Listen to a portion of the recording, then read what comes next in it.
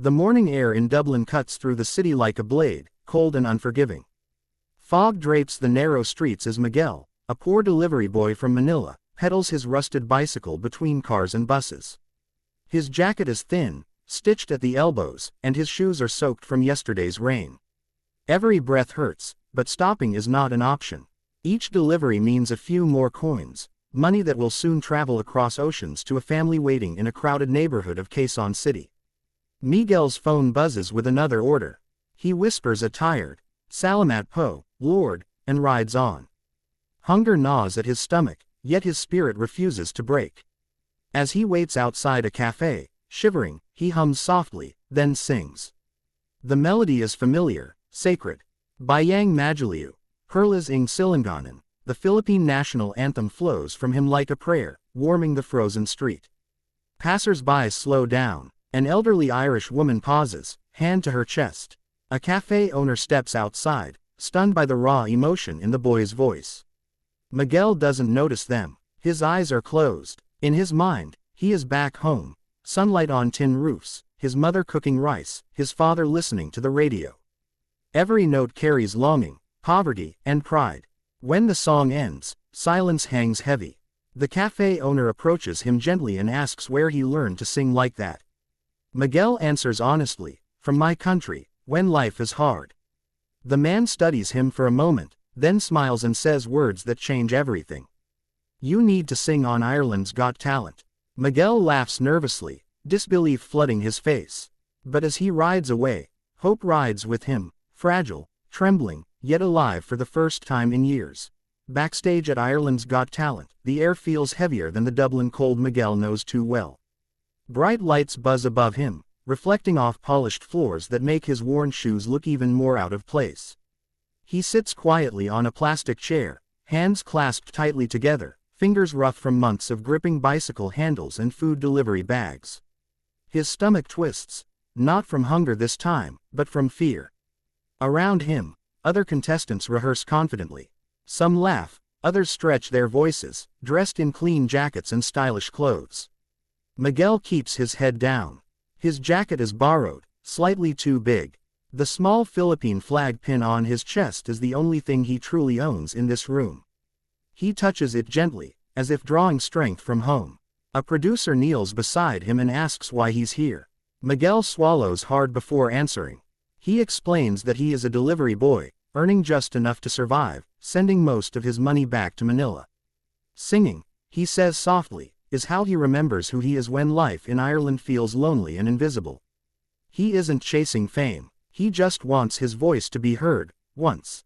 Whispers drift through the room. Some contestants glance at him with doubt, others with quiet curiosity. Miguel overhears someone mutter, "He's singing an anthem." His heart pounds. His hands begin to shake. What if they laugh? What if the judges stop him? A stage assistant calls his name. Miguel stands, knees weak. As he walks toward the stage entrance, he closes his eyes and takes a deep breath. He remembers empty plates, long nights, and his mother's words, "Anak, sing with your heart." When the curtain begins to rise, fear and poverty cling to him, but so does courage. Tonight, he will sing not just for himself, but for every poor soul who dreams beyond survival. The stage lights blaze as Miguel steps forward, suddenly exposed before thousands of eyes. The vast Ireland's Got Talent theater feels endless, stretching far beyond the streets he once delivered food on. The judges sit in silence, studying the thin young man standing alone. At center stage, his shoulders are tense, his breath uneven, but his eyes hold something deeper than fear. When asked what he will sing, Miguel's voice trembles. "I will sing the Philippine National Anthem." A ripple of surprise moves through the audience. An anthem, in a foreign land. The judges exchange uncertain glances, curiosity mixing with skepticism. The music begins, soft, almost fragile. Miguel opens his mouth, and the first note escapes gently, as if afraid to be heard. Then something changes. His voice grows stronger, richer, filled with longing and pain. Every lyric carries memories of hunger, sacrifice, and home. He sings not to impress, but to survive. As the anthem rises, the theater grows unnaturally quiet. No one coughs. No one moves. The judges lean forward, eyes fixed on him. Halfway through, Miguel's voice cracks. Emotion surges. For a split second, it seems he might stop. His chest heaves, tears forming, but he continues. That broken note makes the song real, human, unforgettable. In the audience, hands cover mouths. Some wipe their eyes. The melody feels bigger than the room, bigger than Ireland. It becomes a bridge between nations, cultures, and struggles. Miguel closes his eyes on the final line, pouring every ounce of pride he has left into the last note. When the song ends, the silence is overwhelming, heavy, sacred, before the world explodes into sound. For a moment after the final note fades, no one speaks.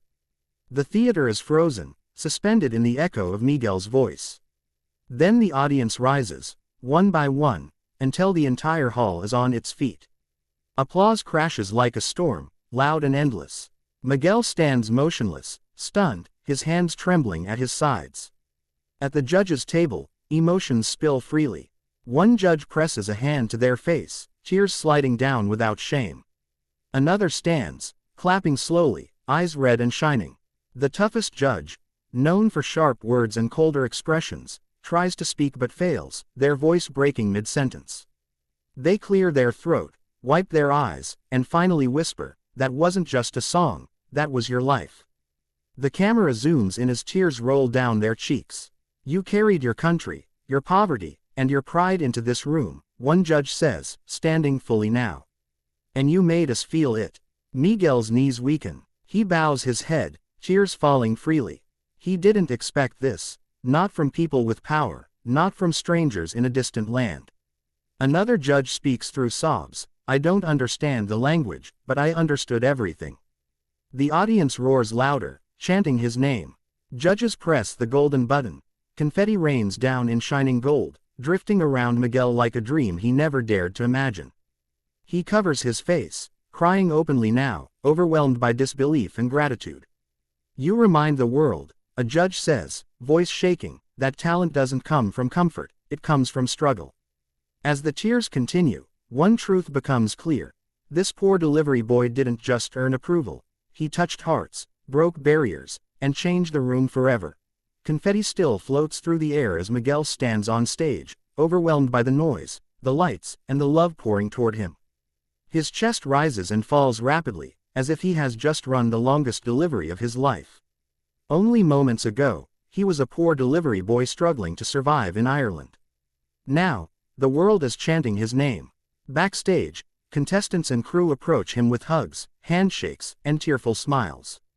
People who once looked past him now look at him with respect. Miguel keeps whispering, thank you, unsure if this miracle is real." He calls his mother from the corner of the stage, hands shaking. When she answers from Manila, he breaks down completely. "Nene, I sang our anthem," he cries. On the other end, his family weeps, pride replacing years of worry. The judges speak once more before the night ends. "You came here poor in money," one says gently, "but rich in soul. Tonight, you reminded Ireland, and the world, what courage sounds like." Another judge adds, eyes still wet, "This stage will never forget your voice."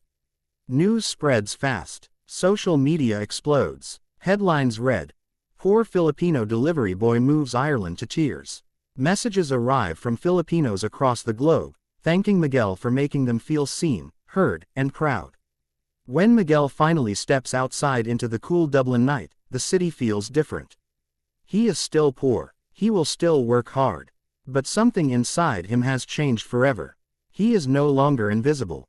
With a hand over his heart, Miguel looks up at the sky, between Ireland and the Philippines, and smiles through tears, knowing that sometimes, even the poorest voice can reach the whole world.